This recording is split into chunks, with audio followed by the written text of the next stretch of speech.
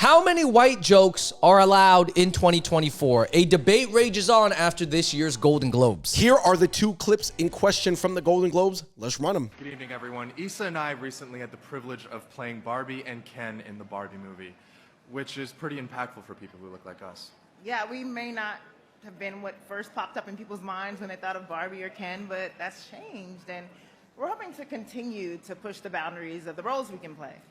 By that, of course, we mean white people roles. Oh my God, I'd love to play white people roles. No, me too. White people roles are the best. I mean, an alcoholic, divorced, single father fighting for custody. Oh yeah, an alcoholic housewife whose husband's affair drives her deeper into alcohol. How about this? An alcoholic school teacher who must put their love of alcohol aside to inspire their class of inner city youths.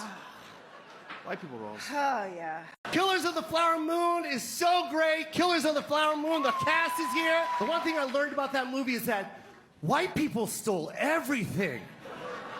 You guys stole everything. Not like 97%. You guys stole 100% of everything. You took the land, you took the oil, you took the premise of the movie.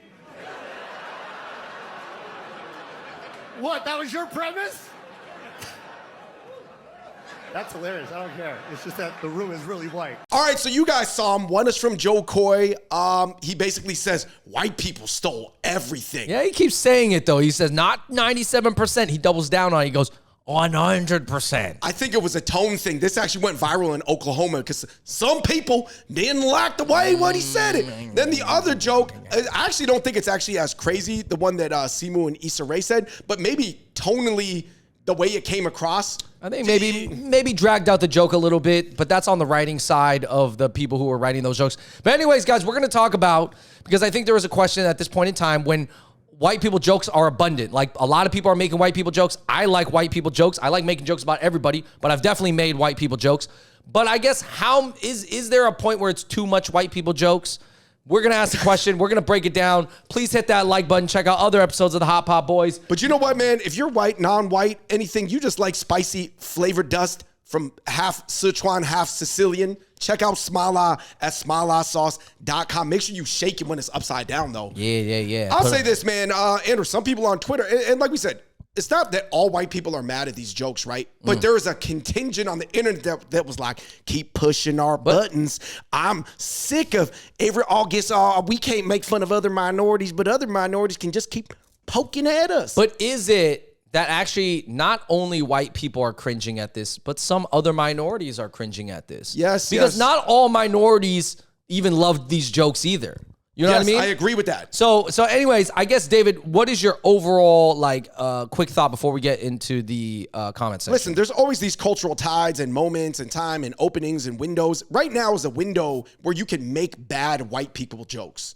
Like, it's acceptable to make bad jokes about white people. I think good jokes about white people are always acceptable because theoretically white people won the Hunger Games of the past 400 years. It's always like punching up if you're in the Western society, right? If it's a good, well-crafted joke, it's a good joke. But we're in a moment right now where even a very clunky joke about white people still works. But maybe we should lean back into the nuance and still making it a good joke. Okay. I mean, does that make sense? But okay. On the other side, some people are going to say, well, they're so far ahead, and like we should just still be able to make fun of white people because they 95% do this of that Golden Globes room is rich white people. That are right. But yeah, I guess it seems like the window for cheap shots at white people are still open. Now, is it closing though? And do we feel, even as minorities, I've made my fair share of white jokes. For sure, I'll still make white jokes, as I want to make jokes about everybody. But I do understand that there is a tactfulness.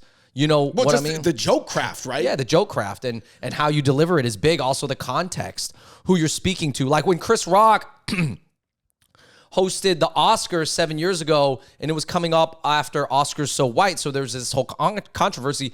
Chris Rock made some pretty militant jokes. He talked about, he's like, I'll play the clip. Like, he made some pretty hard-hitting jokes, but here's the thing about Chris Rock. He's known for those hard-hitting race jokes. He's a 10 out of 10 in that sector. He is a master at delivering those, and he's been doing it for decades. Now, here's the thing. Joe Coy, that's not necessarily his forte. He makes a lot of like Asian Filipino jokes. And not That's only that, he himself is half white. Yeah. So it's kind of weird. He should have, I felt like that could have been an extra good joke when he's like, white people stole everything.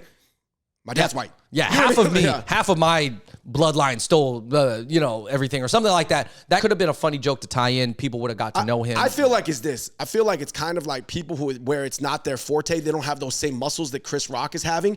And they want to appease this like new audience of like Gen Z crowd. Yeah. And then it's like not being executed right. So it's making me cringe.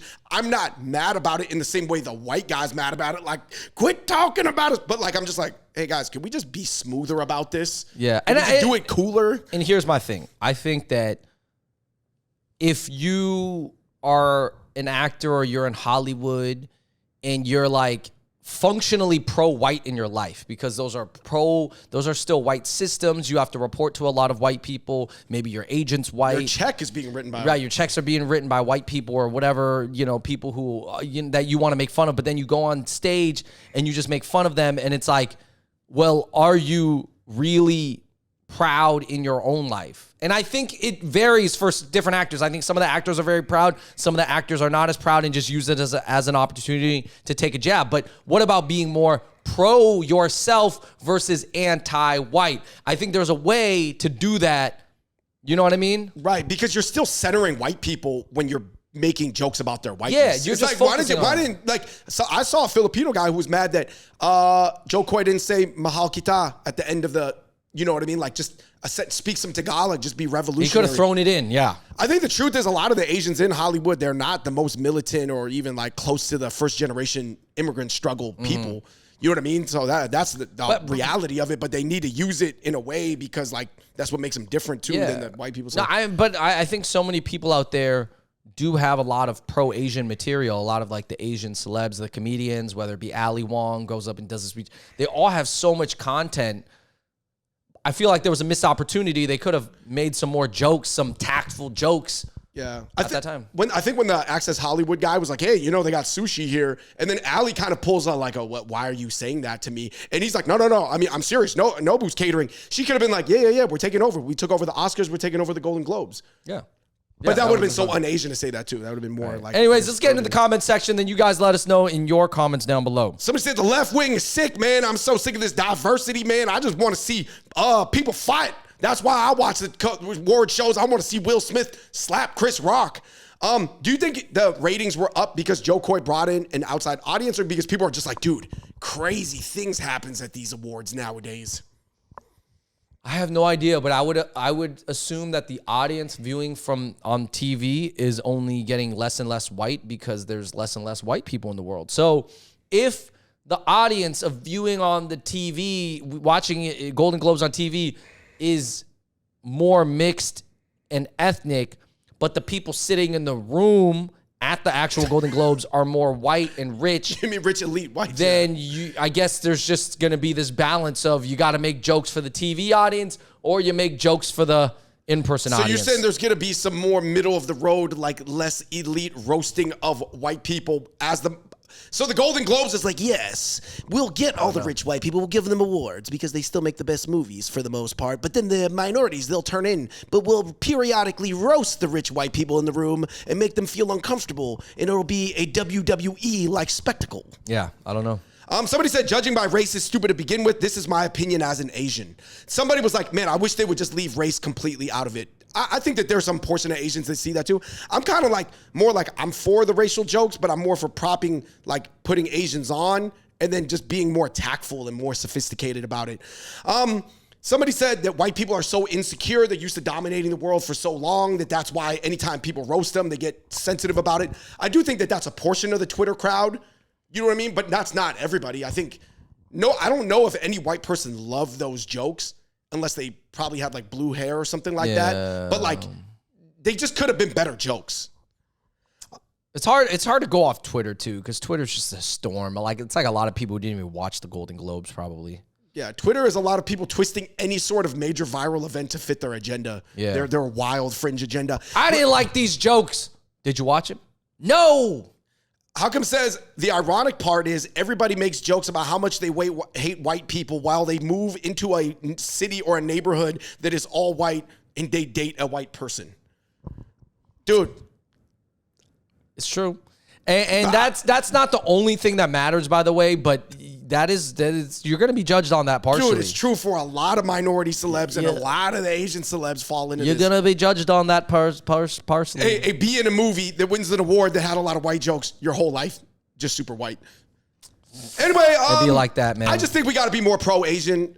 I get it because it's like when you make the white jokes, you're still centering them and you're dedicating all your brain power. I'm not saying don't show that you haven't thought about the nominees because their experience and their skill sets are valid, but don't like, what are we doing? You know what I mean? Like, are we just fitting into cheap shots of the moment? Are cheap shots just cheap shots regardless of whether it's punching up or punching down? I guess they'll accept them if it's punching up, but it's not great work. You know? So I think my thing is like, you know what? White jokes and Asian jokes and black jokes are allowed in 2024. They got to be crafted carefully. But yes, a cheap shot at white people will be more acceptable than the other ones. And we understand why. I'm not saying it will always be like that, but I guess there will just be always like this constant groan of some white people who are like, yo, man, are they done with the white jokes? Are we done? I get it. I'm tapping my foot. I get, all right, man. Like, it's when you talk about white people, it's not me type of white people. It's them white people. I would like to see more jokes like that, maybe. Maybe white people coming up and being like, hey, make all the white jokes you want, but just so you know, you're not making fun of me, you're making fun of them. Hey, for everybody watching from the Appalachians, we're talking about the whites in the room that run the Illuminati, not you guys in rural Mississippi. Yeah. Over and out. I would have liked to see Joe Coy mention something like we Genghis Khan the Oscars and the Golden Globes. That would have been funny. Deep cut. Everybody historical, tribal, non-tribal would have liked David, it. Joe Coy, you should let us write for you next year if you ever do it. If you need some, people who are really close to the immigrant experience, but still understand the AZN world, let us know. Let us know what you guys think in the comment section below. I think there's a lot of valid perspectives, man. I just think we Asians is new to allowed to be in militant, so we just got to get past the Sammy Davis Jr. part. Anyway, guys, let us know. Until next time, we're the Hot Pot Boys. We out. Peace.